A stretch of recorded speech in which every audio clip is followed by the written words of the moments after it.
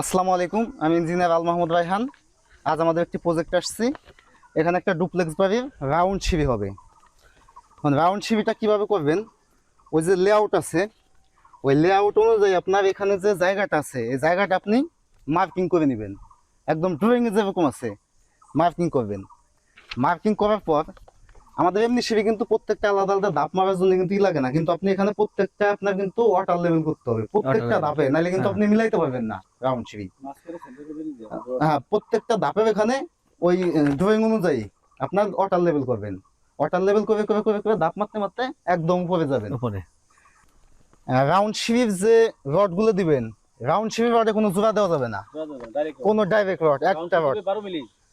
আর ছাদের ভিতর উপরে যখন যাবে একদম কাছাকাছি শেষ করে দিবেন না, অন্তত অনেক ভিতরে একটু ভিতরে ঢুকাই দিবেন কিন্তু এই রডটা, যাতে ধরে রাখে, লটটা থাকে। ধরে রাখে। উপরে যে যখন দিবেন রডটা কেসির মতো হবে, নিচের লেয়ার একটা কেসি উপরের লেয়ারে চলে যাবে, ও নিচের লেয়ারটা উপরে যাবে, উপরের লেয়ারটা নিচে আসবে, এরকম একটা কেসির মতো থাকবে কিন্তু উপরে যায়। আর করার সময় যদি কোনো সমস্যা হয় অবশ্যই ফোন দিবেন, জানাবেন। বিশেষ করে রাউন্ড সেটা করা রাউন্ড রাউন্ড সেটা একটু সমস্যা বেশি মানে হয়। দক্ষ লোক ছাড়া করা আসলে রাউন্ড কষ্ট। সেটা এটাই যারা কষ্ট দুই একবার বেশি, হ্যাঁ। করছে,